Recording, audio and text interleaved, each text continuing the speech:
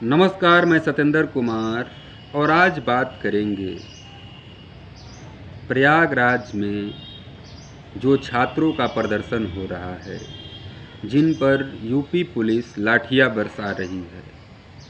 आखिर क्या मामला है?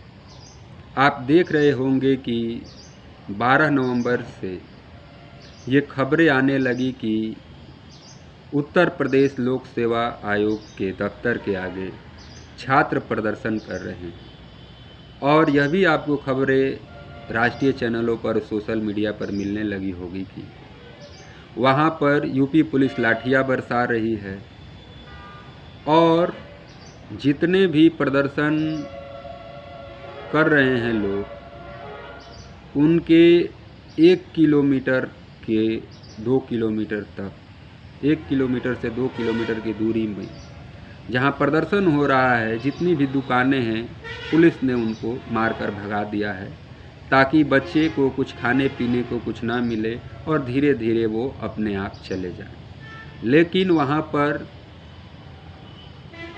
धीरे धीरे छात्रों की संख्या बढ़ती जा रही है और ये माना जा रहा है कि योगी सरकार में 75,000 शिक्षक भर्ती के जो अभ्यर्थी थे, उन्हीं के तरह यह भी प्रदर्शन होने वाला है। आखिर मामला क्या है और इस पर यूपी सरकार क्यों खामोश है और उत्तर प्रदेश लोक सेवा आयोग के चेयरमैन संजय श्रीनेत क्यों खामोश हैं, क्यों मीडिया के सामने नहीं आ रहे हैं और क्यों छात्रों से बात नहीं कर रहे हैं। ARO PCS प्रीलिम्स की परीक्षा जो 2 दिनों में की जा रही हैं, एक दिन में किया जाए, एक शिफ्ट में किया जाए और नॉर्मलाइजेशन की प्रक्रिया न किया जाए। छात्रों का विरोध इसी को लेकर है। जिस देश में सारे एग्ज़ाम एक दिन में होते हो, चाहे वो IAS का हो, नीट का हो, JEE का हो, क्लैट का हो, कोई भी एग्ज़ाम हो, एक दिन में होता है। अगर किसी तरह का एग्ज़ाम PCS ARO का यूपी में किया जा रहा है आयोग के द्वारा, क्या ये पहली बार एग्ज़ाम हो रहा है? 57,000 जो छात्र लगभग कहा जा रहा है कि वहाँ पर पहुँच चुके हैं और धीरे धीरे लाखों छात्र वहाँ पर और पहुँचने वाले हैं। तो क्या होगा? क्या सरकार को आगे बढ़कर उनकी समस्याओं को नहीं सुनना चाहिए? छात्र नारा लगा रहे हैं कि ना बटेंगे ना हटेंगे। योगी जी कह रहे हैं कि बटोगे तो कटोगे और छात्र कह रहे हैं कि ना बटेंगे ना हटेंगे, जब तक इस फैसले को वापस नहीं कराएंगे।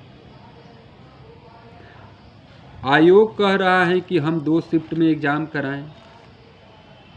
क्यों कराओगे भाई? आपके पास इतने एग्जामिनेशन सेंटर है, उन पर क्यों नहीं एग्ज़ाम करा रहे हैं? क्या आपके पास व्यवस्था की कमी है? अभ्यर्थियों के साथ ऐसा हो ठीक बात नहीं है। मैं मेघा के साथ ऐसा खिलवाड़ हो ठीक बात है? नहीं है ना। प्रतिभा के साथ खिलवाड़ बिल्कुल नहीं होना चाहिए। जब वो कह रहे हैं कि एक दिन एक शिफ्ट में हमारा एग्ज़ाम कराइए और नॉर्मलाइजेशन का जो प्रक्रिया है उसे नहीं अपनाइए, तो आप क्यों नहीं करा रहे हैं? आयोग को क्या दिक्कत है? सरकार इसमें क्यों नहीं मीडिया के सामने या छात्रों के सामने अपनी बात रख रही है? आप बहुत सा एग्ज़ाम कराते हैं और यूपी PCS का भी आपने एग्ज़ाम कराया है। सरकार को डर है कि पेपर लीक हो जाएगा, तो 8 सालों में 15 पेपर उत्तर प्रदेश में लीक हुए। कोई ऐसा पेपर नहीं बचता है जो यूपी में लीक नहीं हुआ हो। लीक से बचे तो नॉर्मलाइजेशन घुस गया है। स्पष्टीकरण देने का कोई नहीं आया। योगी आदित्यनाथ का भी कहीं आपने बयान नहीं देखा होगा, वो प्रचार में ही व्यस्त हैं और मस्त हैं। अगर राज्य सरकार कहती है कि राज्य लोक सेवा आयोग इंडिपेंडेंट बॉडी है, तो इसके बाद जो आयोग के चेयरमैन हैं संजय सिरनेत, वो कहाँ हैं? वो क्यों नहीं सामने आ रहे हैं? तो अब बात करते हैं संजय सिरनेत के बारे में। तो संजय सिरनेत जो हैं, वो जो यूपी पीएससी के चेयरमैन हैं, वो गोरखपुर के रहने वाले हैं और गोरखपुर में ही पीपीगंज हैं, वहाँ के वो रहने वाले हैं। लखनऊ के कॉल्विन कॉलेज में पढ़े हैं और संयोग से उसी विश्वविद्यालय से स्नातक हैं जहाँ लोक सेवा आयोग का मुख्यालय है, और वहीं पर वो बैठे हैं और छात्रों के सामने नहीं आ रहे। संजय सिरनेत ईडी के अधिकारी हुआ करते थे और उन्हें योगी आदित्यनाथ यूपी पीसीएस का चेयरमैन बना दिए। तो यूपी पीएससी के चेयरमैन साहब क्यों नहीं आके बच्चों के जो समस्या है उस पर बात कर रहे हैं? कहीं ये प्रक्रिया पीछे के रास्ते से अपने लोगों को ढुकाने का तो नहीं है?